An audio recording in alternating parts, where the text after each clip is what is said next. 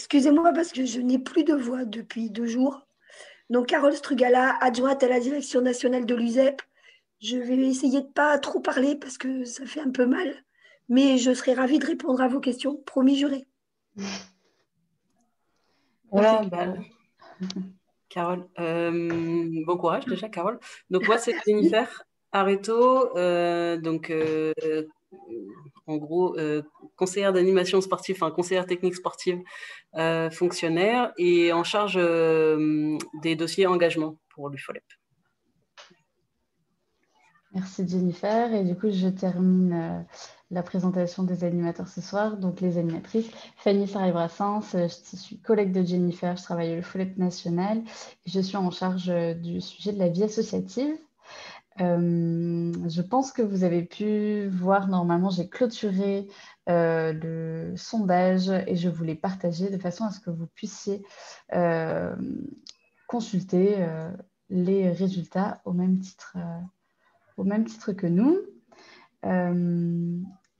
Et je vais en profiter du coup pour enchaîner sur le deuxième sondage avant de rentrer dans le vif du sujet sur la raison de votre participation ce soir.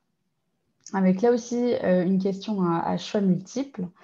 Donc je lance le sondage et je vous invite donc à nous dire la raison de votre participation ce soir et si évidemment vous voulez proposer une autre réponse, vous pouvez utiliser le chat. Si vous voulez dès à présent nous en dire un peu plus sur vos attendus, vous pouvez aussi nous en faire part. On est suffisamment peu nombreux pour que vous puissiez vous permettre aussi d'ouvrir les micros si vous en avez envie.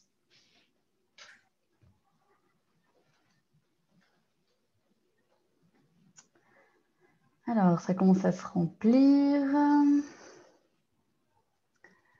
Alors, on a des personnes qui sont là parce qu'ils veulent recruter un ou une volontaire et ils ne savent pas encore sur quelle mission. Vous êtes autant à savoir déjà sur quelle mission vous voulez recruter ce volontaire. Vous êtes autant encore à avoir besoin de convaincre vos dirigeants associatifs. Donc ça, c'est intéressant et je pense que ce soir, vous allez repartir avec beaucoup d'arguments dans vos valises. Donc, c'est bien d'être là. Des personnes aussi qui probablement travaillent dans un comité, dans une fédération, qui souhaitent accompagner les associations sur le sujet du service civique. Donc, vous êtes également les bienvenus. Je pense que vous avez en tête, peut-être pas tous, mais certains en tout cas, que cette webconférence s'adresse autant aux associations qu'aux comités et aux fédérations si elles le souhaitent, de façon à ce que tout le monde puisse avoir les mêmes informations, que vous soyez accompagnateur ou accompagné sur toutes les thématiques qu'on traite sur ce cycle. Je vais mettre fin au sondage pour pouvoir vous le partager. Et pendant ce temps, je vais également vous présenter les intervenants témoins de ce soir, puisqu'on va avoir du coup 2 témoins, enfin un peu plus, avec en binôme ou pas d'ailleurs, ils le préciseront, mais en tout cas un témoin de la Ligue de l'enseignement et un témoin de l'UFOLEP sur leur volontariat.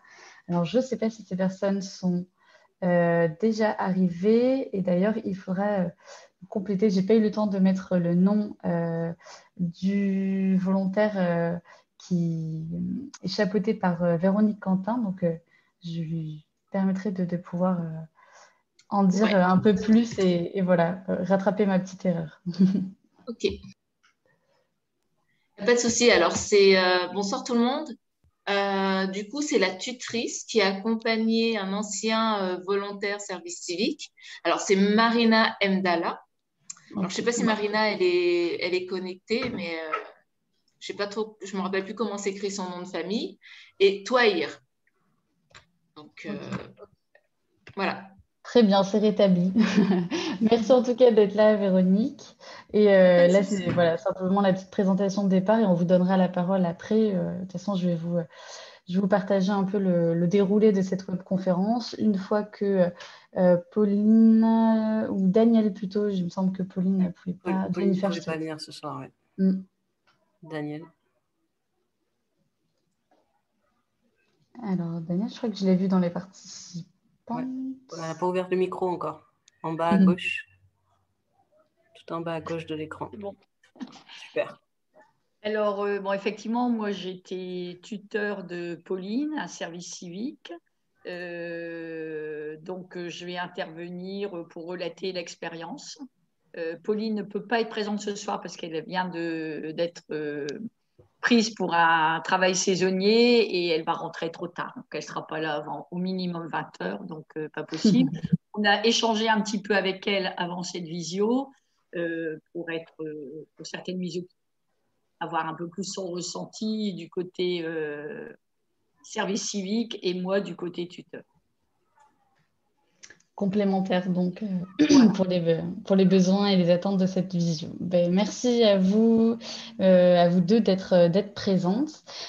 Du coup, concernant le déroulé de cette webconférence, on l'a imaginé en 3 temps, plus spécifiquement en 2 temps, mais toujours un temps de questions d'échange qui pourra se faire au fil de l'eau, mais si vous préférez, on pourra aussi les traiter à la fin. C'est selon votre préférence.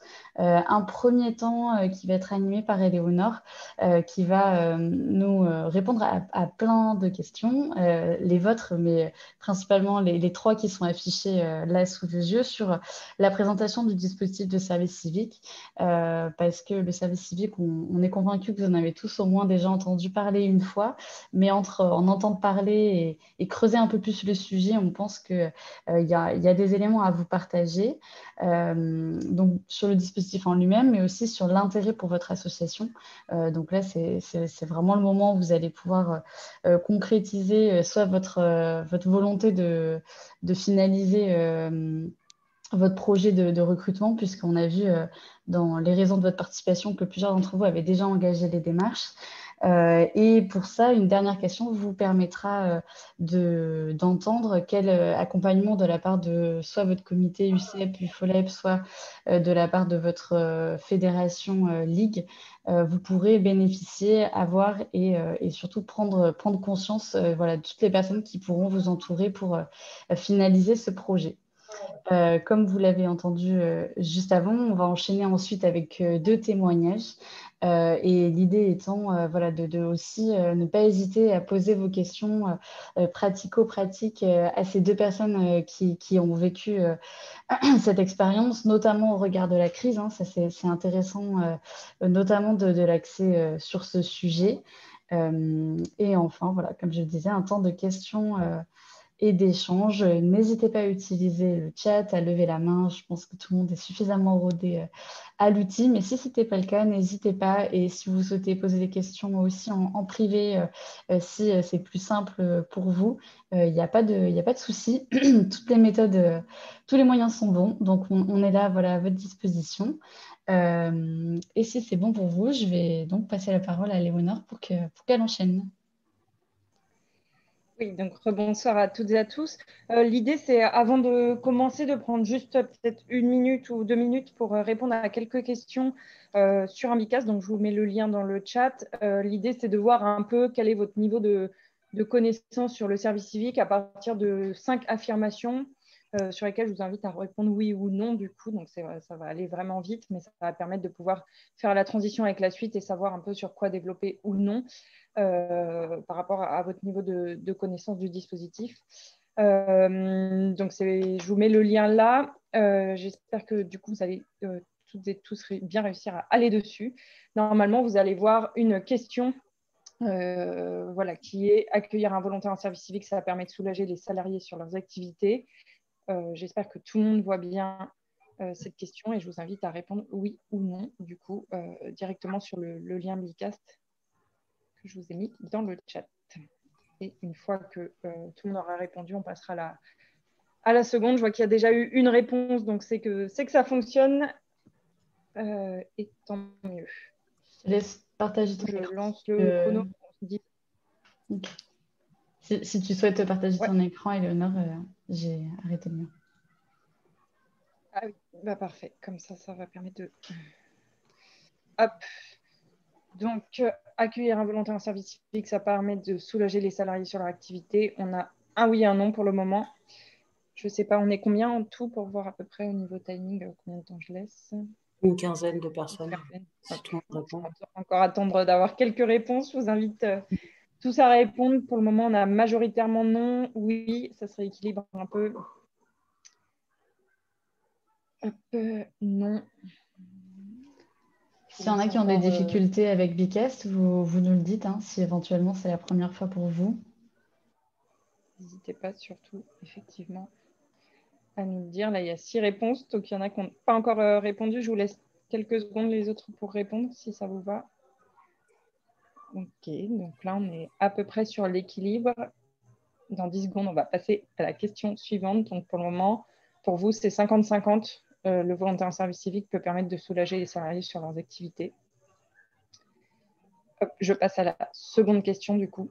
Normalement, ça a dû changer sur votre écran. Si j'accueille un volontaire, ça va être compliqué. J'aurai plein d'administratifs à gérer, mais aussi des obligations légales, accompagnement au projet d'avenir, formation, etc. Oui ou non? Pour vous, en tant que du coup, association qui souhaitait accueillir un volontaire. Donc là, on a, pareil, c'est à l'équilibre à peu près moitié-moitié de oui ou de non. On est à 7 réponses, donc j'ai l'impression qu'il y a à peu près 7 répondants. En tout cas, on a eu 7 sur la question précédente, donc je vais passer à la suivante. Accueillir un volontaire en service civique, ça va coûter cher à mon asso. Oui ou non?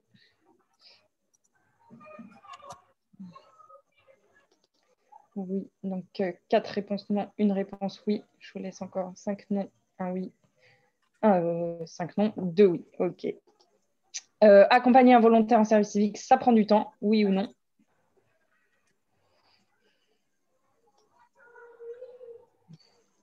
Donc j'ai 6 oui. Je vous laisse la 7e personne répondre. Ok, 7 oui. Donc pour vous, ça prend du temps. Et accueillir un volontaire va me permettre d'ouvrir mon asso à de nouvelles choses. Oui ou non? 5 oui. 7 réponses oui. Ok, super, bah, c'est bien, ça permet de voir un peu comment vous voyez le dispositif du service civique avant de passer à la suite. Fanny, je veux bien que tu remettes du coup le PowerPoint, s'il te plaît. Du coup, l'idée, c'est de commencer par vous faire une petite présentation de ce que c'est que le service civique, parce que vous n'avez peut-être pas tous connaissance de ce que c'est exactement que ce dispositif. Donc, le service civique, c'est pour les jeunes de 16 à 25 ans et jusqu'à 30 ans pour les jeunes en situation de handicap. Et donc, c'est la possibilité de faire une mission d'intérêt général. Donc, ce qu'on appelle d'intérêt général, c'est qu'il faut qu'il y ait un intérêt pour la structure, un intérêt pour le jeune et un intérêt pour la société ou pour le public. La mission dure de 24 à 35 heures hebdomadaires. Donc, ça, c'est notre cadre à nous, Ligue USAPU-FOLEP, mais légalement, on peut aller jusqu'à 48 heures. Mais dans le cadre de la mise à disposition de notre agrément, nous, on limite à 35 heures parce que justement, et on tend même plus vers 24 heures pour éviter les risques de confusion avec un emploi ou de rendre le volontaire indispensable au fonctionnement de la structure. Est-ce qu'on pourra recevoir ces documents-là que l'on nous projette, là, s'il vous plaît? Il n'y a pas de souci, avec plaisir. Ils seront envoyés à la fin. Merci. Merci à vous. Et donc, le volontaire en service civique est indemnisé environ 580 € par mois. C'est-à-dire qu'il est indemnisé à 473 € par mois par l'État et à 107 €, alors je ne dis pas les centimes, mais à 107 € par la structure d'accueil, donc par vous, association, 107 € par mois. Et donc, la mission dure en moyenne 8 mois, mais elle peut durer de 6 à 10 mois. Et du coup, l'idée, c'est de pouvoir s'engager dans une association ou une collectivité. En tout cas, nous, dans le cadre de l'intermédiation, c'est les deux types de structures avec lesquelles on peut faire de l'intermédiation, c'est collectivité et association. Et du coup, le volontaire, l'idée, c'est qu'il ait une mission qui soit en plus du fonctionnement de la structure, qu'il ne soit pas indispensable au fonctionnement de la structure, qu'il apporte quelque chose en plus, un projet. Donc, il y a plusieurs manières de faire du service civique. Soit vous définissez une mission en amont, et soit on peut même proposer aux volontaires de créer son propre service civique. C'est ce qu'on appelle du service civique d'initiative. Et donc, c'est lui qui va soumettre à votre association un projet sur lequel il souhaiterait s'engager et quelque chose qu'il souhaiterait proposer à votre structure. Et donc, dans le cadre du service civique, il y a plusieurs obligations légales, notamment le fait d'accompagner le volontaire dans son projet d'avenir. Donc, c'est au minimum 3 rendez-vous sur le projet d'avenir et la structure, donc vous, association, vous devez libérer du temps aux volontaires pour qu'ils puissent construire son projet d'avenir. Donc, ça peut être 1 heure dans la semaine pour faire un CV, un rendez-vous ou quelque chose comme ça. C'est à définir avec lui et avec votre référent, justement, Ligue UCEP ou IFOLEP. L'idée, c'est que le projet d'avenir, souvent on imagine insertion professionnelle ou quelque chose de professionnel, ça peut être reprise de formation, mais ça peut être aussi faire un voyage autour du monde, commencer des cours de flûte traversière, en fait, c'est tout ce qui va se passer après le service civique. Et donc, on doit accompagner le volontaire, je dirais après, quand je dis on, qui ça représente on, dans ce projet d'avenir. On doit également le former, donc il y a une formation civique et citoyenne qui est en 3 jours, donc 2 jours de formation théorique et 1 jour de formation pratique. Donc, les 2 jours de formation théorique, ce sont sur des modules, par exemple, autour de l'égalité femmes-hommes, de la laïcité, mais aussi sur les droits et devoirs du volontaire. Et la journée de formation pratique, ce sera le PSC1, donc la formation au premier secours. Et enfin, un tutorat. Donc, pareil, je reviendrai dessus après, mais nous, on met en place ce qu'on appelle le double tutorat. C'est qu'il y a à la fois un tuteur dans la structure d'accueil, donc dans l'association ou dans la collectivité, et un référent, Ligue UCEP ou IFOLEP, qui vient là, qui a un rôle de médiateur et qui fait plein d'autres choses. Je présenterai ça donc juste après. N'hésitez pas, si vous avez des questions, à les mettre dans le chat ou à lever la main. Vous avez l'option lever la main. N'hésitez pas à m'interrompre s'il y a des choses qui ne sont pas claires. Nous, on est agréé, c'est-à-dire qu'on a un agrément pour 3 ans à chaque fois pour accueillir des volontaires. Et dans cet agrément, on est agréé, on a un catalogue de missions en fait. Et donc, on a un cadre. Le service civique, il se passe dans un cadre. Et notamment, on est agréé sur 8 thématiques différentes: culture, éducation, sport, mémoire et citoyenneté internationale, développement durable, etc. Et du coup, les missions doivent s'inscrire dans ce cadre. Et c'est vraiment notre référentiel, et c'est ce qui permet justement de ne pas déborder ou de ne pas avoir des missions qui s'approchent d'un emploi salarié. En fait, on a vraiment un référentiel qui est donné par l'agence du service civique et qu'on renouvelle tous les 3 ans. Et ça nous permet de travailler avec les associations justement pour trouver une mission qui rentre dans le cadre et qui répond aussi à un besoin des structures, ou pas d'ailleurs, si les structures veulent avoir un projet de type service civique d'initiative. À l'inverse, et du coup, Fanny, je veux bien que tu passes à la suivante, s'il te plaît. À l'inverse, le service civique, c'est donc ni un emploi déguisé, ni un stage. Donc, le volontaire ne doit pas être sur, entre guillemets, une mission sur laquelle il y avait un salarié dans l'année auparavant, et nous, on étend même ça sur les 3 ans auparavant. Ce n'est pas un stage non plus, c'est vraiment un statut différent. Il n'est pas non plus bénévole. Et du coup, il ne se place pas, il n'est pas là pour soulager en soi l'activité des salariés ou des bénévoles. Et surtout, ce qui est important, c'est qu'il n'est pas indispensable au fonctionnement de la structure. Donc, le volontaire, s'il n'est pas là le lendemain, par exemple, et c'est pour ça que d'ailleurs les modalités de rupture sont assez souples, c'est qu'il n'est pas censé mettre en péril le fonctionnement de votre structure. Alors, après, évidemment, il s'est engagé sur des activités, etc. Donc, c'est pour ça qu'on essaie aussi de faire de l'accompagnement en cas de rupture un peu brutale, d'essayer de voir ce qu'on peut mettre en place, de faire de la médiation, etc. Mais il ne doit pas mettre en péril le fonctionnement vraiment support de l'organisme. Donc, il n'a pas de mission de comptabilité, de gestion administrative ou, par exemple, de communication, parce que ça relève vraiment d'un emploi salarié. Et donc, on dit toujours que pour voir aussi si c'est une mission de service civique, c'est déjà que le volontaire ne soit jamais seul sur la mission sur laquelle il est. Donc, il y a toujours un référent, en l'occurrence, c'est souvent le tuteur, et que sa mission ne puisse pas être exercée par un salarié. Donc, par exemple, là, si le volontaire, l'idée que vous avez comme mission, c'est qu'il fasse, par exemple, toute la communication de la structure, les réseaux sociaux, etc. C'est souvent des demandes qu'on a. Nous, on explique que ça, c'est un travail de chargé de mission ou de community manager, mais que ce n'est pas la mission du volontaire. Par contre, si par exemple le volontaire est engagé sur un festival et que sa mission, c'est de mettre en place des ateliers de sensibilisation au développement durable, aux gestes éco-responsables lors du festival, en support de ça, il va pouvoir communiquer dessus et communiquer sur ces ateliers. Donc, il pourra être amené à faire un peu de communication, mais ce sera vraiment au service de sa mission, j'ai envie de dire, et pas du tout de l'activité principale. Et donc, ça, c'est important. Et du coup, le volontaire n'est vraiment pas sur de la gestion administrative ou pour les missions sportives, il ne fait pas partie des taux d'encadrement, il n'est jamais seul sur justement des activités sportives, il est toujours en soutien, en aide, en support. Mais pareil, on va plutôt, et Jennifer en reparlera tout à l'heure, mais il va être plutôt sur comment mettre en place des événements sportifs éco-responsables, comment ouvrir le sport à de nouveaux publics qui sont éloignés des pratiques sportives. Par exemple, on dit souvent que le foot, c'est plutôt pour les hommes. Du coup, on va voir comment aller chercher plutôt des femmes ou des publics éloignés parce qu'ils sont en milieu rural, etc. Ça va être plutôt sur ça la mission du volontaire. Donc, voilà, ça, c'est vraiment important, c'est d'avoir le cadre de ce que c'est que cette mission finalement de service civique. Je veux bien, du coup, Fanny, tu passes à la suivante. N'hésitez pas à m'interrompre ou à demander des précisions. Et du coup, quel intérêt, vous, pour votre association d'accueillir un volontaire? Déjà, ça permet une expérience d'engagement au service de l'intérêt général. Donc, c'est quand même, en général, le projet associatif aussi de permettre des espaces d'engagement.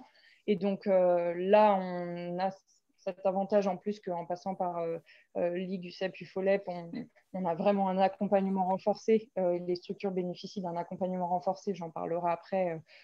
Et que du coup, vous n'êtes pas seul sur l'accueil du volontaire et que vous avez vraiment des référents qui seront là pour vous épauler tout au long de la mission. Ça va vous permettre de donner de l'ampleur à vos projets, de créer des projets innovants. Par exemple, les volontaires vont pouvoir proposer des choses auxquelles soit vous n'auriez pas eu le temps d'aller sur ces questions, soit vous n'y auriez pas pensé. Par exemple, apporter une dimension éco-responsable à votre événement sportif. Peut-être que vous avez un événement sportif qui est récurrent et vous n'aviez jamais réfléchi ou trop investi le sujet de savoir si c'était un événement éco-responsable. Bénéficier aussi d'un nouveau regard sur vos actions, parce que ça va apporter un regard neuf d'un volontaire qui n'est pas dans votre structure et qui intègre d'un coup votre structure et qui découvre tout aussi. Et donc, ça peut être intéressant de bénéficier de son regard nouveau.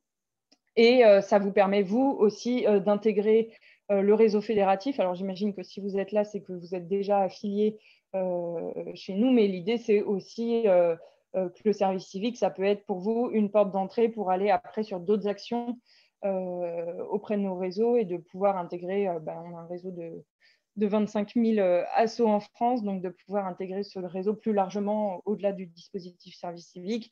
Et pourquoi pas de mettre en place des projets avec d'autres assos du réseau. Nous, on a des fédérations départementales qui mettent en place des temps de rencontre thématiques, par exemple. L'idée, ce serait d'aller sur un temps de rencontre thématique, de pouvoir débattre avec d'autres assos du territoire sur des projets et pourquoi pas de mutualiser les bonnes pratiques, de créer des projets ensemble et du coup de donner vraiment du sens aussi à ce réseau fédératif. Donc, c'est aussi un point important, c'est que ça ne s'arrête pas au service civique. Après le service civique, vous faites toujours partie du réseau Ligue, UCEP, UFOLEP et que du coup, il y a plein de choses. Après, on propose un panel d'activités sur l'ensemble du territoire et ça, c'est vraiment important de pouvoir intégrer ce réseau et vivre une vraie vie fédérative après sur votre département. Du coup, super. Donc, le service civique à la Ligue de l'enseignement. Donc, quand je dis la Ligue de l'enseignement, c'est UFOLEP, UCEP inclus, puisque ce sont des fédérations sportives de la Ligue et que, en fait, on a un seul agrément pour toutes nos structures. C'est donc celui qu'on a à la Ligue, mais c'est la même entité finalement. C'est juste notre découpage par activité. Et donc, chaque année, on a plus de 2000 structures qui accueillent des volontaires en service civique. On en accueille depuis 2010, donc depuis le début du dispositif, en fait, depuis la loi sur le service civique. Et donc, l'avantage, si je puis dire, c'est que on a mis en place tout un système de double tutorat dont je parlais tout à l'heure. Donc, vous avez à la fois, vous, un tuteur dans votre association, mais il y a aussi un référent service civique de la Ligue qui va être vraiment là de A à Z, si je puis dire. Il va être là pour déjà gérer toute la partie administrative, mais avant ça, créer avec vous la mission, donc identifier vos besoins. Peut-être que vous avez déjà une idée de mission, il va être là pour en parler avec vous, pour l'adapter, pour qu'elle puisse rentrer dans notre catalogue de mission, pour qu'elle puisse être vraiment dans le cadre du service civique. Donc, vous n'êtes pas tout seul sur la création de la mission. On sera là pour aussi publier la mission, trouver les volontaires, donc soit par des des rendez-vous en direct, en individuel, soit par des mobilisations collectives de volontaires. Et ensuite, du coup, on peut vous trouver le volontaire pour votre mission. Et ensuite, il y a vraiment un accompagnement de votre structure et des volontaires tout du long, que ce soit en termes de formation des volontaires, de nous s'assurer du respect du cadre légal. Tout à l'heure, je parlais de l'accompagnement au projet d'avenir. Vous en êtes déchargé, puisque c'est le référent service civique qui va s'occuper de l'accompagnement au projet d'avenir. Alors après, ça ne vous empêche pas, si vous avez envie d'investir ce sujet, par exemple, si vous êtes spécialiste du sujet sur lequel le volontaire souhaite aller sur son projet d'avenir, évidemment, s'il y a ce lien qui se fait, c'est super. Mais en tout cas, le référent service civique sera là pour s'assurer qu'il y a les 3 rendez-vous accompagnement au projet d'avenir qui seront mis en place. Et après, ce sera à voir avec vous si vous souhaitez en faire un, par exemple, ou être là à un. En tout cas, il n'y a pas de souci. L'idée, c'est de aussi travailler ensemble. Pour ce qui est des bilans de mission, pareil, il y en a 3 obligatoires dans le cadre légal.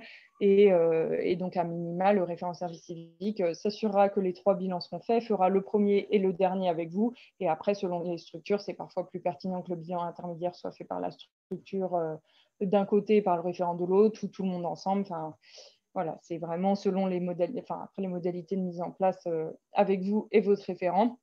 Mais pareil, il sera là vraiment présent pour vous accompagner, pour accompagner les volontaires. Donc, si par exemple, vous avez un souci avec un volontaire en service civique, que ça se passe mal, qu'il y a besoin d'une médiation, le référent a vraiment ce rôle-là aussi. Donc, il pourra mettre en place des entretiens de médiation, soit avec le volontaire, soit avec vous, soit les deux ensemble. Ça dépendra de la situation. C'est vraiment adapté selon les situations. Et l'idée, c'est de trouver des solutions. Soit, par exemple, le volontaire n'est pas épanoui dans sa mission et on peut le changer de mission, on peut lui proposer un autre planning si c'est ça qui ne convient pas. L'idée, c'est que le cadre du service civique, c'est vraiment un cadre qui est souple, dans le sens où on n'est pas du tout dans le cadre du salariat et du coup, on peut aussi adapter facilement des petites choses qui ne vont pas en cours de route. Et c'est aussi ça le rôle du référent, c'est de pouvoir identifier ces problématiques et trouver des solutions. Par ailleurs, on propose, on organise tout ce qui est partie formation, donc les formations civiques et citoyennes, le PSC1, c'est organisé aussi, vous n'avez rien à faire de ce côté-là, vous, en tant qu'association, si ce n'est libérer le volontaire sur ces temps-là, puisque ça se passe bien sur son temps de mission, c'est important. Comme je disais tout à l'heure, l'accompagnement au projet d'avenir, c'est sur le temps de mission, et les formations civiques et citoyennes et le PSC1, c'est bien sur le temps de mission aussi. Et donc, c'est normal que le volontaire soit libéré sur ces temps-là. Ce n'est pas sur son week-end ou sur le soir. Voilà, ça fait vraiment partie aussi du dispositif d'avoir ces temps-là et de pouvoir lui laisser le temps de le faire.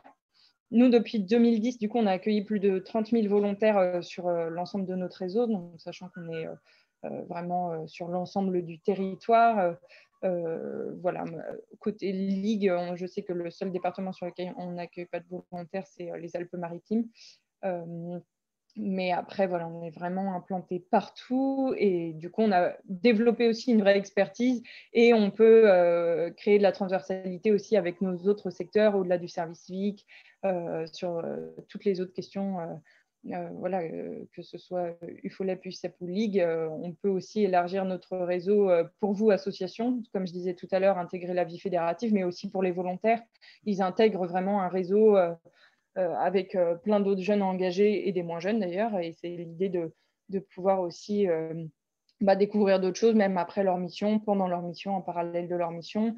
Tout à l'heure, je parlais de l'accompagnement au projet d'avenir. On peut tout à fait imaginer que pendant le temps de mission, on organise un peu un vie-ma-vie de volontaire en service civique et qu'un volontaire aille voir la mission d'un autre volontaire, qu'ils échangent de mission ou qu'il aille faire un temps de découverte dans une structure X ou Y. Enfin, voilà, on peut vraiment organiser des choses aussi autour de ça. Donc, l'idée, c'est vraiment de montrer là aussi la souplesse du cadre et le fait que l'idée, ce soit d'accompagner le volontaire et qu'il puisse découvrir un maximum de choses tout en ayant, vous, structure, un regard nouveau et la possibilité de développer des projets innovants et du coup, sur des thématiques souvent qui nous intéressent autour de l'inclusion, du numérique, de la transition écologique, etc., de l'éducation, évidemment, et au sens large du terme.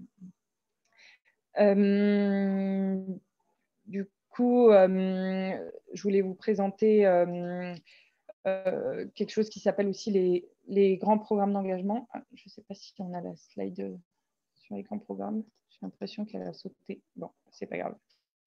Mince, je l'ai remise hier, mais je pense que ça n'a pas bien enregistré. C'est pas grave, je vais le faire à l'oral.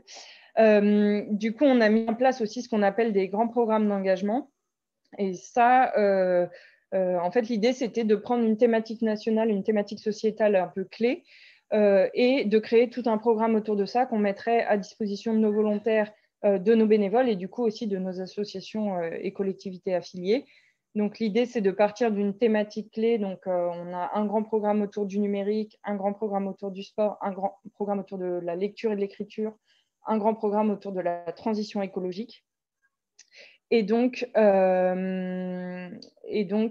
sur chacun des grands programmes, en fait, on propose des missions de service civique ou de bénévolat clé en main. Donc, vous, en fait, ça vous permet de ne pas avoir, entre guillemets, à réfléchir sur quelle mission vous souhaiteriez accueillir un volontaire. En fait, on vous propose des missions dont le cadre est assuré. On sait que ça rentre dans le cadre du service civique. Donc, ça permet, pareil, les risques de dérive ou de substitution à l'emploi. On a un cadre qui est déjà donné. Qu'on peut évidemment adapter. On a des souplesses pour l'adapter aux besoins de votre association et même dans tout le dispositif, l'idée c'est que ce soit pour les jeunes ou pour les structures, que nous on soit souple et qu'on puisse s'adapter aux besoins des uns et des autres, tant que ça reste dans le cadre. Et donc ces grands programmes d'engagement sont des missions clés en main, mais aussi tout un programme de formation à la fois pour les tuteurs et pour les volontaires autour de la thématique. Donc par exemple autour du numérique, on va proposer des formations sur, par exemple, les fake news, sur le codage numérique, etc., le codage informatique. Et tout au long de l'année, en fait, on va proposer un programme de formation complet de à peu près 10 webinaires par an, plus une rencontre en présentiel à l'ensemble des volontaires du programme. Et donc, par exemple, si je prends l'exemple du numérique, on va proposer des missions clés en main, par exemple, dans les EHPAD, où les volontaires vont aller aider les résidents de l'EHPAD à utiliser le numérique à des fins de loisirs ou pour communiquer avec les familles, par exemple. Et en intégrant ce programme qui s'appelle Décodeur, ils vont bénéficier donc de 10 formations à l'année auxquelles vous pouvez participer également. Et il y a un rassemblement annuel pendant lequel on propose à l'ensemble des volontaires décodeurs de se retrouver. Donc, ça permet sur 2 jours de bénéficier de conférences autour de leur sujet, de permettre aux tuteurs aussi de se rencontrer et de partager du coup les expériences d'une structure à une autre, de pouvoir créer là aussi des projets en commun. Donc, il y a pas mal de choses qui se sont mises en place, des jeunes qui ont eu des projets, tiens, moi je sais faire ça, et puis, moi je sais faire ça, super, on pourrait créer ce projet ensemble. Donc, on a vraiment des belles histoires qui se sont mises en place dans le cadre de ces grands programmes. Et par ailleurs, l'idée, c'est à moyen terme d'élargir ces grands programmes à vraiment un outil de vie fédérative, c'est-à-dire que là, on a une entrée qui est très service civique, encore une fois, mais ce qu'on aimerait bien, c'est que le grand programme, ce soit par exemple un moyen pour les associations du territoire de se retrouver autour d'une thématique et même, elles, de mettre des projets ensemble autour de cette thématique. Et du coup, les volontaires viendront contribuer du coup à ce projet de par leur mission de service civique. Et puis, il y aura aussi les bénévoles, etc. C'est vraiment des grands programmes d'engagement autour de thématiques fortes. Et du coup, on propose aux volontaires un panel d'outils, de contacts, etc. Ils ont chaque année un parrain ou une marraine qui est une personne un peu emblématique autour de cette thématique et qui va pouvoir aussi les accompagner tout au long de l'année. Et du coup, on a, comme je disais, un grand programme qui s'appelle notamment Volontaire tout-terrain autour du sport. Et donc, je vais laisser la parole à Jennifer pour vous en dire aussi un peu plus. Et puis, n'hésitez pas si vous avez des questions par rapport à cette présentation, je reste disponible. Merci à toutes et à tous. Merci bien, Éléonore. Donc, effectivement, comme vous l'a précisé, Éléonore, il y a beaucoup de choses qui sont faites pour vous, les associations, autour du service civique. Donc, nous, on s'engage dans cette dynamique-là, bien évidemment, dans le cadre de la Ligue de l'enseignement au sein de l'UFOLEP.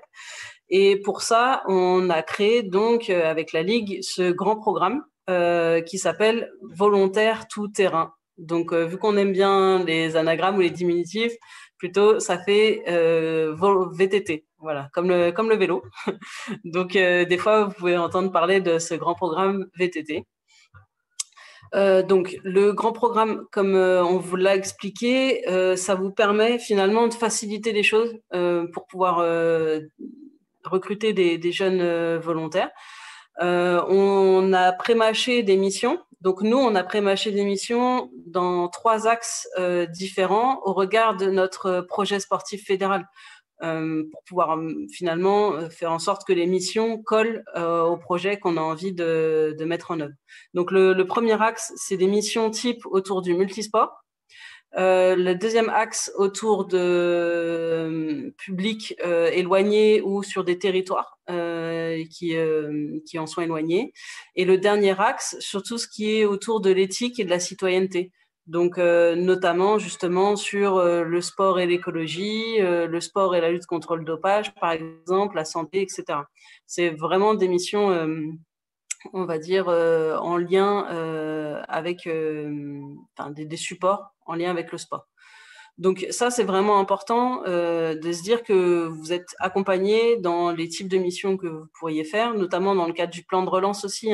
C'est ça l'objectif aussi de ce soir, de se dire que c'est un réel tremplin, le service civique, pour pouvoir relancer votre association au mois de septembre, avec justement en recréant du lien entre les membres du bureau, par exemple, les instances dirigeantes, et puis les membres de votre association, pouvoir refaire du lien aussi à travers des événementiels, des participations au forum des associations, de la mise en œuvre de stages de reprise, etc.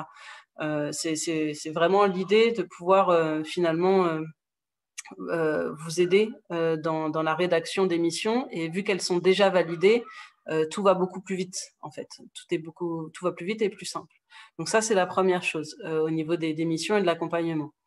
Ensuite, la deuxième chose, et on vous l'annonce là en première, en avant-première, c'est que tellement on a envie de vous aider, de vous donner un coup de pouce et un coup de main, encore une fois, sur le développement de vos missions et de l'accompagnement dans vos projets, c'est que, comme vous le disiez, Léonore, il y a un reste à charge de la part de l'association qui est de 107,58 € par mois. Donc, nous, ce qu'on va faire là pour la rentrée, c'est de prendre en charge la moitié de cette indemnité. Donc, on va prendre en charge, on va l'arrondir à 54 € par mois et par jeune. Donc, ça aussi, c'est quelque chose d'important et qu'il faudra noter. Donc, pour celles et ceux qui avaient mis que ça a été quand même assez cher et que ça représentait un coût important, en tout cas pour l'association et votre structure, sachez que on a l'envie de vous aider et de lever ce frein financier.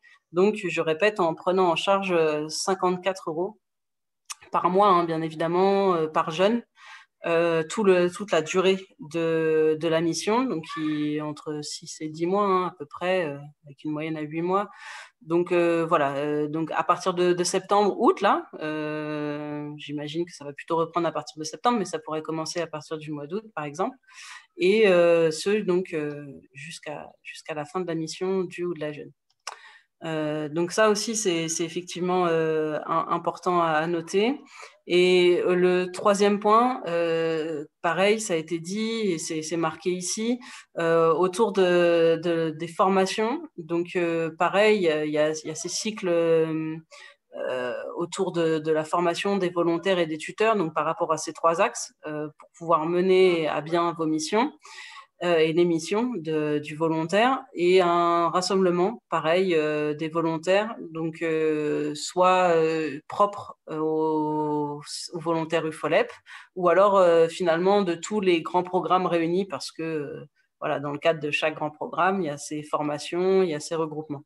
Donc, trois points à retenir, vraiment des missions type déjà proposé et validé, un accompagnement financier supplémentaire par rapport à la reprise et à la relance. Donc, c'est important à noter. Et donc, la continuité finalement ensuite pendant le service civique avec de l'information, de la formation autour de la réalisation et de la mise en œuvre de vos missions.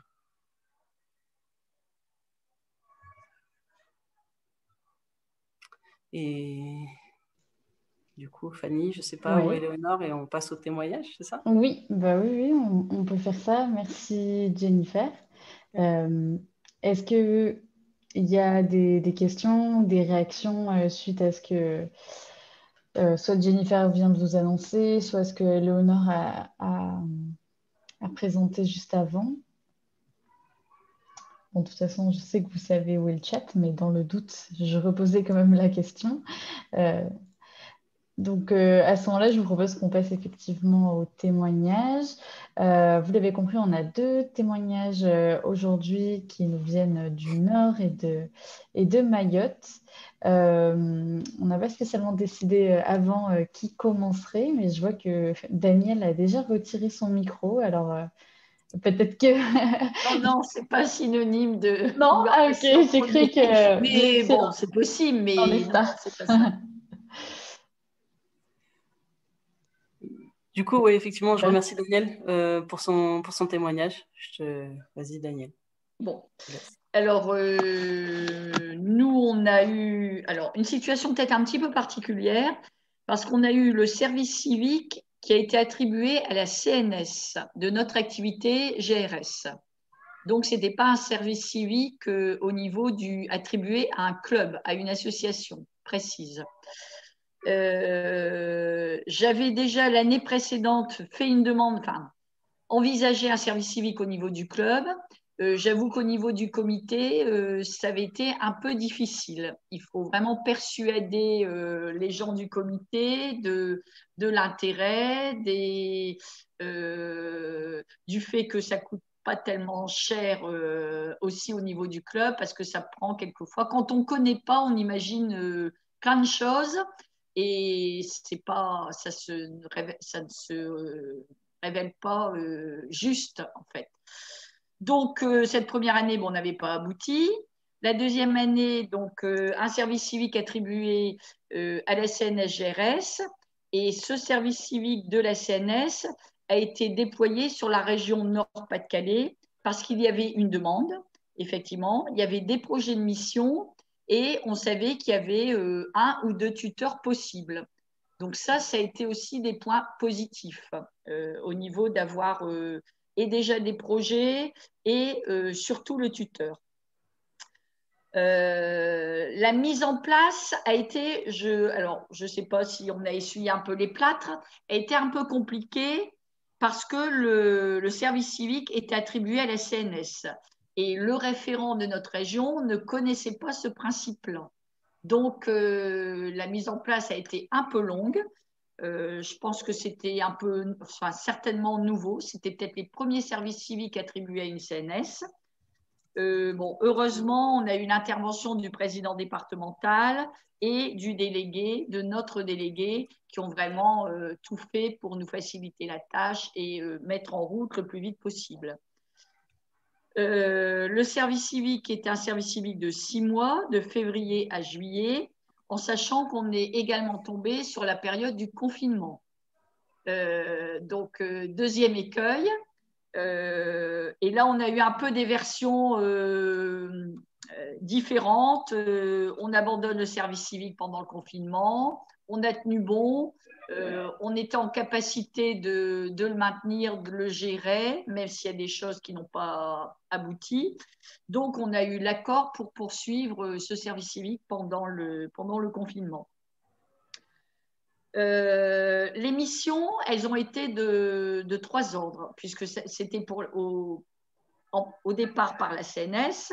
Donc, les missions ont été réparties pour le département. Donc, Pauline avait en charge de préparer la saison 2020-2021 avec création d'enchaînements spécifiques à notre activité, créer, écrire, filmer, transmettre. Donc, j'étais personnellement tuteur, mais je faisais le lien avec la commission départementale. Donc là, il n'y a pas eu de souci, puisque Pauline était quelqu'un qui avait quand même déjà beaucoup d'idées, mais qui manquait de rigueur et qui n'était pas à l'aise dans l'écriture. Donc là-dessus, ça a été un point positif pour elle. Deuxième type de mission, alors elles se sont je vais dire, un peu chevauchées, ces missions-là, en fonction du temps, des dispositions, enfin, de ce qui était possible de faire pendant le confinement ou pas. On a quelquefois empiété soit sur le département, soit sur donner des priorités, on va dire. Donc, le deuxième type de mission, ça a été au niveau du club local. Et là, la mission essentielle, c'était couvrir un événement sportif qui était la finale de zone jeunesse. Donc, organisation de cette finale, je vais dire de A à Z, tant sur le plan financier, savoir établir un budget, sur le plan technique, les ordres de passage, etc. Tout ce qui était courrier, mairie, matériel, les secours, etc. Et l'objectif, les affiches, les logos, les t-shirts de la manifestation. Et l'objectif principal, c'était de réaliser une vidéo de cette finale de zone pour valoriser ce type de rencontre et le mettre à disposition de la CNS pour inciter d'autres régions à s'engager sur ce type de rencontre. Troisième mission, elle était là spécifique à la GRS et Pauline est intervenue sur la communication pendant la pandémie sur les réseaux sociaux pour voir un petit peu comment les clubs entretenaient les liens avec les adhérents, éventuellement transmettre des idées de certaines régions à d'autres et vice-versa. Et elle s'est penchée sur le livret de formation propre à notre activité. Donc voilà les 3 types de missions par secteur auxquelles elle a été confrontée. Je pense que, alors, c'est vrai que le travail de tuteur est quand même assez lourd. Ça, c'est vrai. Et je vois que dans vos sondages, ça se confirme. Par contre, je pense que c'est aussi enrichissant d'un côté comme de l'autre. Moi, j'ai appris des choses que je ne connaissais pas, ne serait-ce qu'au niveau de l'organisation, au niveau du national, parce que j'ai envoyé le service civique sur certains liens et j'ai aussi appris des choses. Il faut quand même être vigilant entre le type de mission et le profil du service civique. On peut pas, nous on avait, je la connaissais puisque c'était une de mes gymnastes qui a eu ce service civique. Donc c'était une jeune une gymnaste qui avait un parcours universitaire qui est arrivée au niveau du master. Donc on a eu des exigences qui étaient, je veux dire quand même assez, pas forcément élevées, mais qui correspondaient vraiment à son profil. Et là, ça a été intéressant pour tout le monde, aussi bien pour les demandeurs, c'est-à-dire le club local, le comité départemental qu'au niveau de la CNS. Et pour elle, puisque effectivement, elle a aussi bénéficié de ces 3 supports. Donc, j'étais le tuteur officiel, mais quand on intervenait pour la CNS ou pour le comité départemental, il y avait d'autres intervenants qui n'avaient pas le rôle officiel de tuteur, mais qui nous aidaient aussi dans cette tâche-là. Donc, c'était bien aussi d'avoir des avis, des retours un petit peu partagés, parfois différents, et qui nous obligeaient à faire des choix. Donc, ça a été très intéressant. Voilà ce que je peux dire. Son projet professionnel, c'était professeur des écoles. Donc, dans ce domaine sportif où il a fallu écrire, créer, produire, et des enchaînements et des situations d'apprentissage pour les jeunes cadres. Et ces situations ont également suivi pour les stages de formation qui ont eu lieu en septembre ici de cette année. Je pense que c'était quand même un plus dans sa formation. On n'est pas les seuls, bien sûr. Donc, le bilan, malgré toutes les incertitudes qu'on a pu rencontrer, la vidéo qui n'a pas pu être réalisée puisqu'on est tombé vraiment pendant la période de confinement sur cette finale de zone, c'est resté en suspens, mais c'est quasiment finalisé et on se dit qu'elle reste sous le coude et que si l'an prochain, on peut mettre le projet en place, bah, il n'y a plus qu'à sortir l'enveloppe, quoi. Tout est prêt, quasiment. Donc, il faudra réactualiser, mais tout est prêt. Voilà, donc je ne sais pas si vous avez des questions particulières ou… Du coup, le bilan est positif quand même. Oui, alors malgré le confinement, il y a des choses effectivement qui n'ont pas été jusqu'au bout, mais de tous côtés, le bilan est positif. Voilà. Bon, les créations d'enchaînement, tout ça pour le département, bah, de toute façon, on a pu filmer. Après, on a même travaillé en août. Son service civique était terminé, mais Pauline s'était engagée, et puis c'était quelqu'un de quand même très, qui voulait aller au bout. Donc, on a fait fin août et septembre. On a filmé, parce qu'à un moment donné, on n'avait plus accès aux salles et tout ça. On a filmé en extérieur, on a filmé. Donc, quasiment tous les projets, toutes les missions ont abouti, sauf la vidéo de la finale de zone. Mais je dis, elle est prête, quoi. Elle est prête à ressortir cette année ou l'an prochain. Très bien, merci, c'est super complet. Donc, merci. Voilà. Les seules difficultés, ça a été au début, et je pense que c'est dû au fait que ce service civique nous arrivait par le biais de la CNS. Mais c'est intéressant aussi de savoir que c'est peut-être aussi une possibilité pour des associations par le biais de leur CNS. Financièrement, on a été aidé aussi par le comité départemental, par notre CTD, puisqu'elle intervenait sur dans 3 rubriques différentes. Donc, ça n'a quasiment rien coûté au club. Ça a bien aidé la région. Et ça a laissé des bénévoles disponibles pour faire d'autres choses.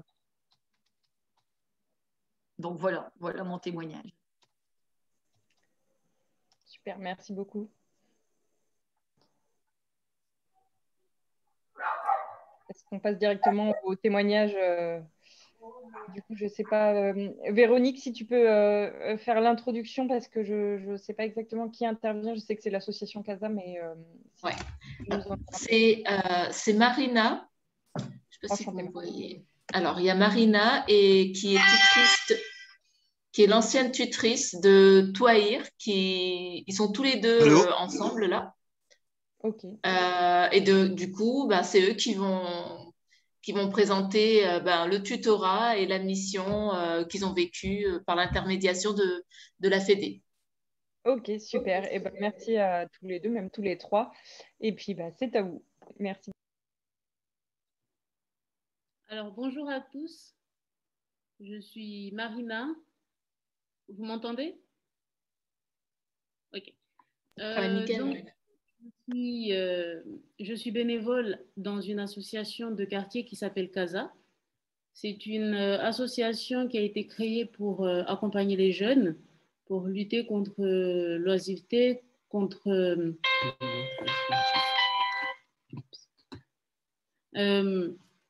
et donc, qui avait comme objectif, cette association-là, d'accompagner les jeunes dans leur insertion, dans l'insertion professionnelle ou personnelle. Donc, voilà. J'étais la tutrice de Touahir, qui est à côté de moi, et qui a fait sa mission de octobre à mars. Et donc, sa mission aussi a été en plein milieu du second confinement. Donc, on a dû s'adapter. En début de mission, on s'était vu avec Touahir pour discuter, pour voir comment on allait s'organiser. Et on faisait des bilans entre nous, tous les deux. Chaque semaine, on se voyait pour faire le point sur la semaine suivante ou la semaine d'avant. Et on se réunissait aussi avec d'autres bénévoles de l'association, les autres membres actifs, parce que c'est une petite association, donc on n'a pas encore de salariés. Et donc, on se voyait une fois par mois pour faire le point sur ce que chacun faisait dans l'association. Donc, Toahir, lui, il était volontaire dans des missions d'animation.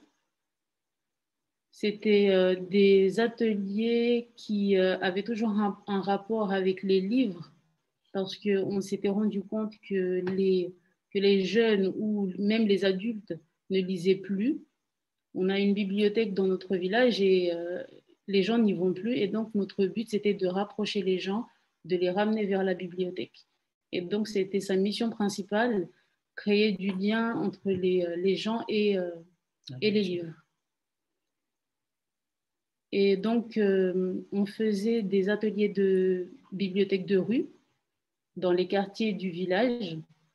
Et tous les 3 mois, on changeait de quartier pour toucher le plus de personnes. Et voilà. Et donc, on a dû s'adapter, comme je vous ai dit. À un moment, on ne pouvait plus rien faire.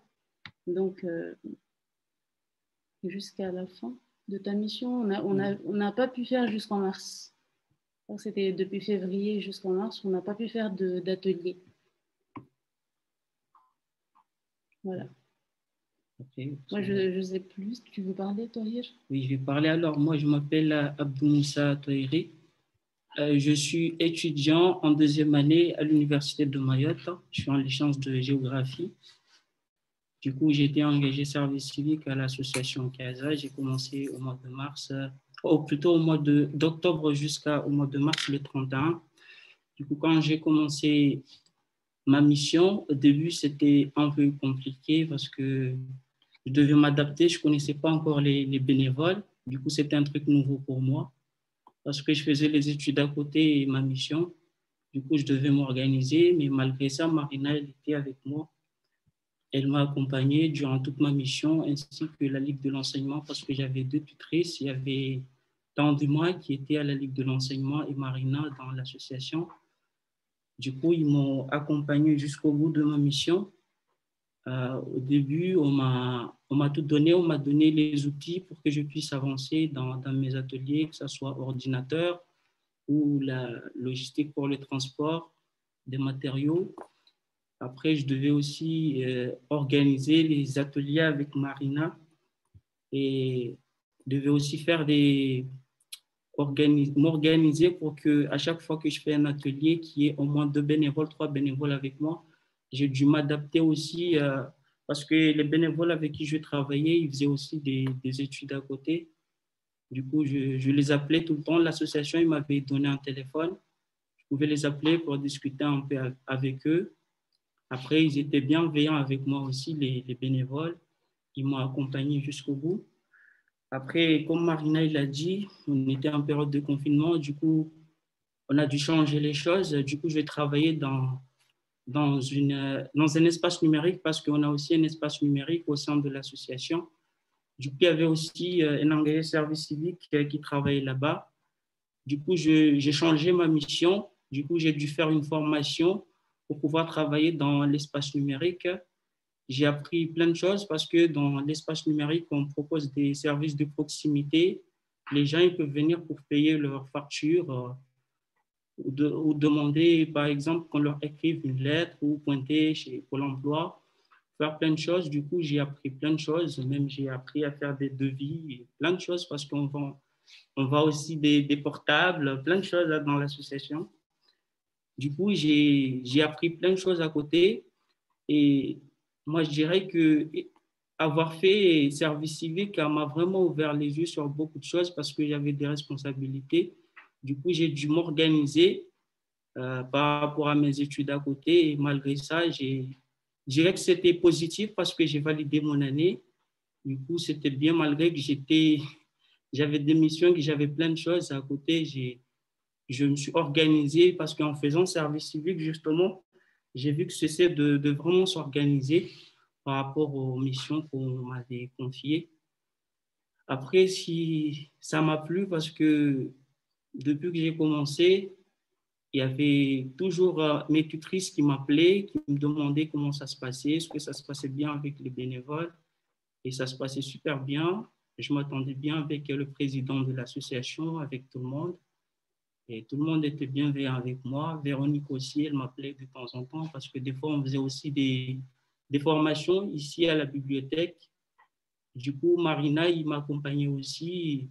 Lorsqu'il y avait des formations, elle était là avec moi pour aller vers les gens, pour les inciter à venir à la formation. Du coup, moi, je dirais que c'était que du positif.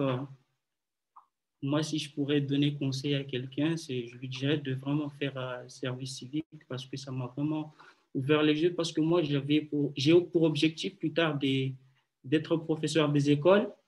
Et le fait d'avoir fait ma mission, ça m'a vraiment ouvert les yeux parce que je vais travailler avec des jeunes. Et du coup, ça m'a vraiment plu ce que j'ai fait.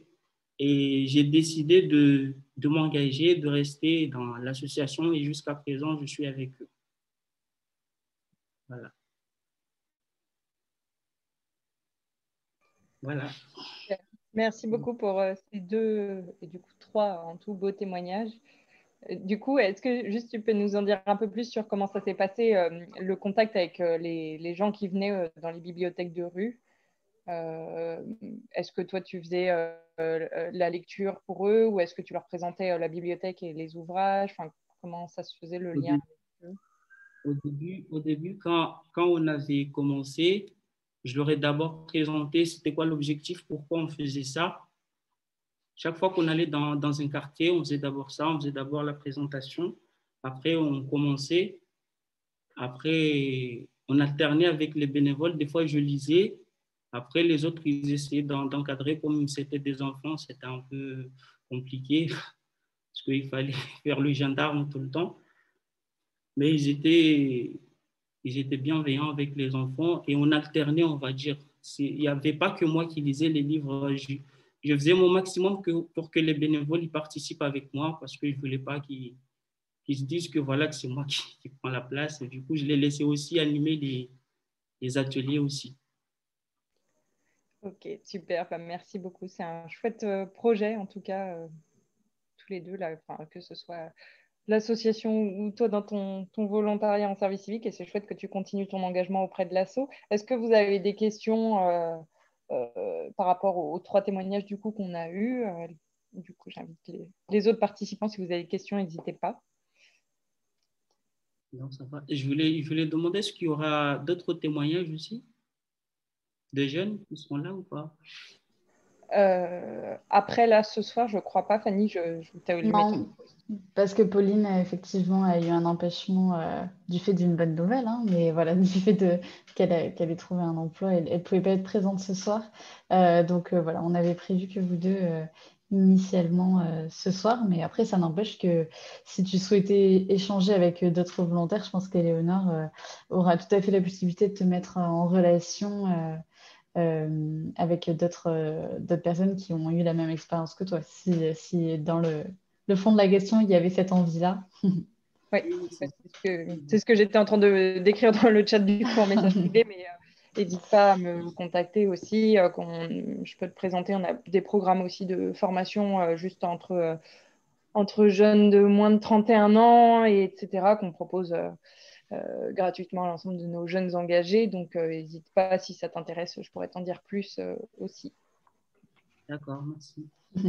Avec plaisir.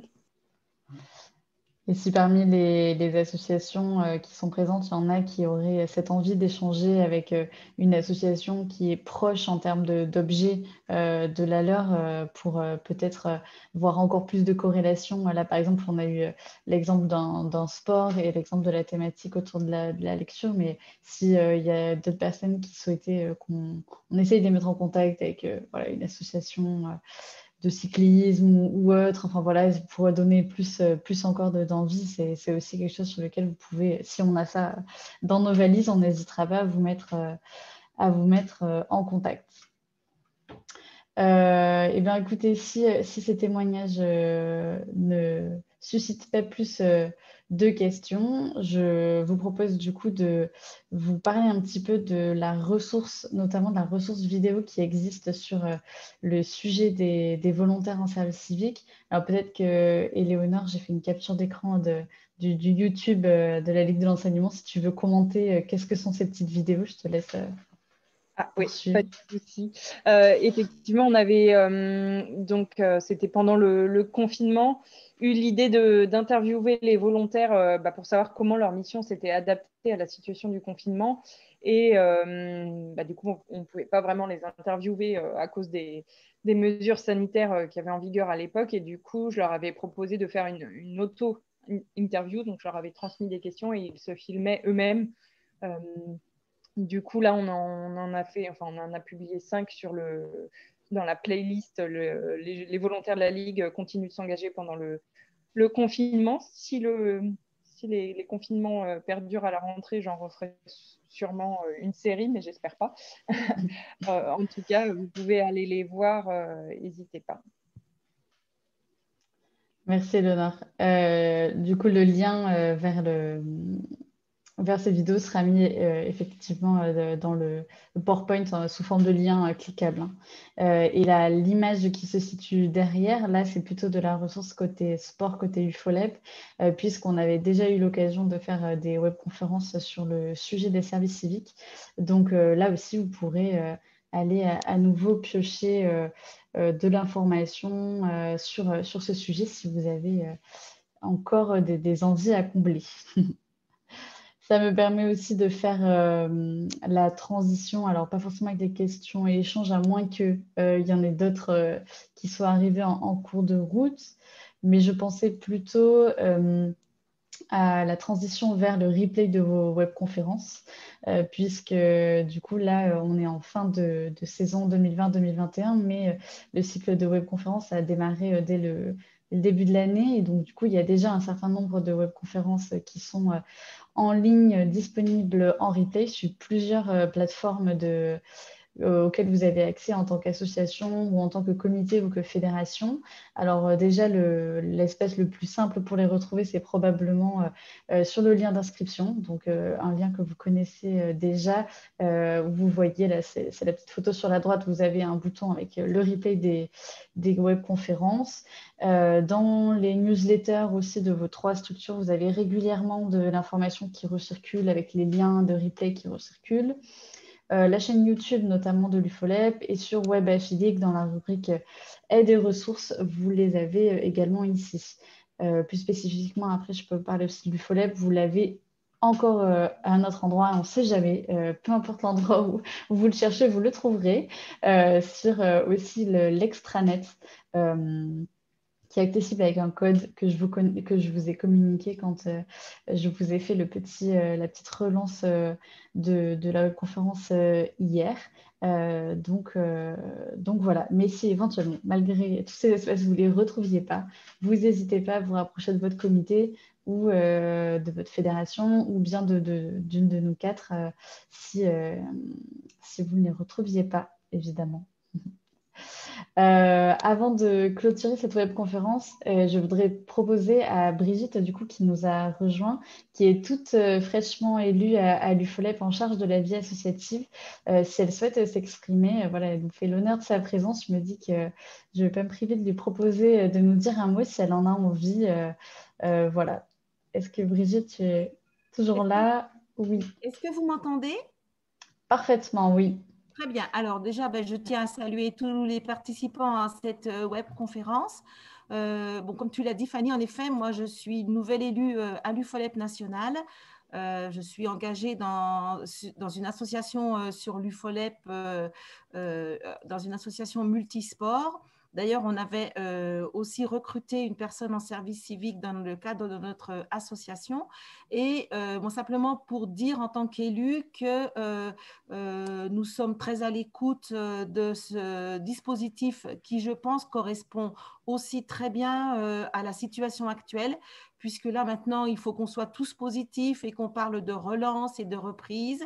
Et c'est vrai que les services civiques peuvent permettre à la fois aux jeunes de trouver des missions et de réfléchir sur leur avenir et en même temps, pour les associations, dans quelques domaines qu'elles travaillent, cela peut être une vraie opportunité pour le développement et pour aider à la reprise. Donc, je crois qu'il ne faut pas du tout s'interdire, au moins de se renseigner. Comme tu l'as dit, Fanny, il y a de multiples réseaux pour pouvoir trouver les renseignements. Le fait de pouvoir aussi participer à des expériences, à des retours d'expérience, c'est intéressant parce qu'on peut aussi voir le vécu de ces jeunes. Et donc, ça, c'est quand même quelque chose que je suis venue un peu à la fin, moi. Donc, c'est ce que j'ai écouté. Hein. C'est vrai que c'est très enthousiasmant, finalement, parce qu'on s'aperçoit que c'est un dispositif, je crois, qui est très adapté à toutes les problématiques de la jeunesse actuelle et qui correspond vraiment à ce que souhaitent les jeunes, avec aussi le tutorat mis en place. Moi, je sais que dans mon assos aussi, on avait beaucoup de formations par rapport à cet accompagnement, ce qui fait qu'au bout du compte, on a un vrai enrichissement multiple et de chaque côté. Donc ça, je crois que c'est vraiment bien.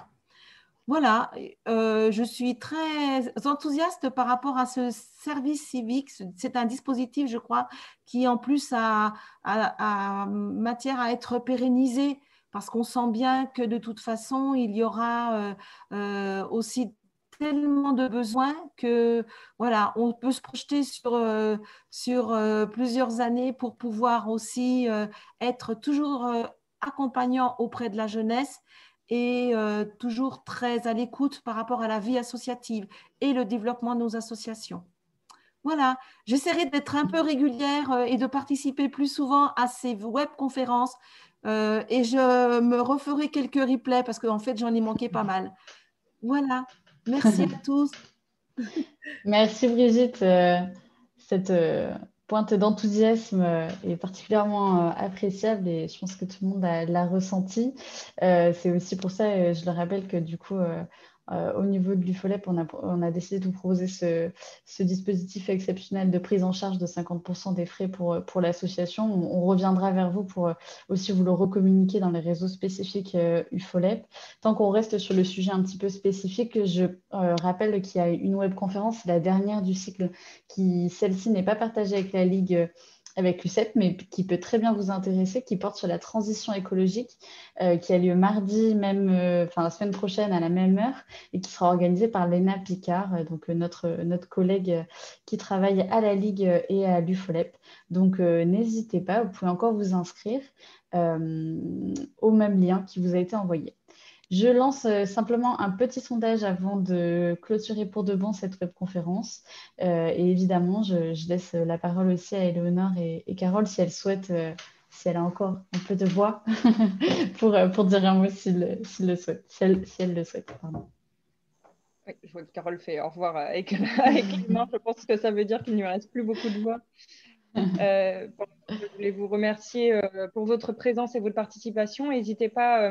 si vous êtes intéressé par le dispositif du service civique, à contacter directement en fait, votre référent UFOLEP, UCEP ou Ligue sur votre département. On se fera un plaisir de vous répondre et de vous accompagner.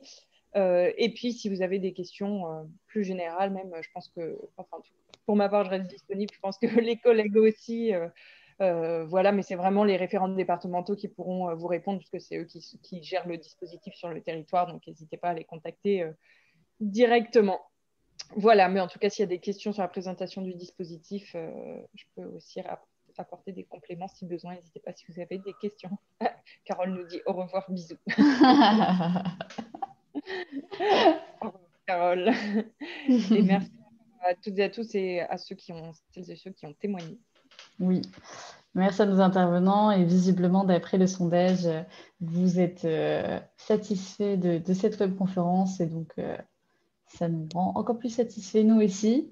Sur ce, je vous souhaite une bonne soirée. Je vous dis peut-être à mardi prochain, ou sinon en replay, ou sinon dans d'autres occasions. Voilà, bonne soirée à toutes et à tous. Merci d'avoir été présents. Bonne soirée. Et...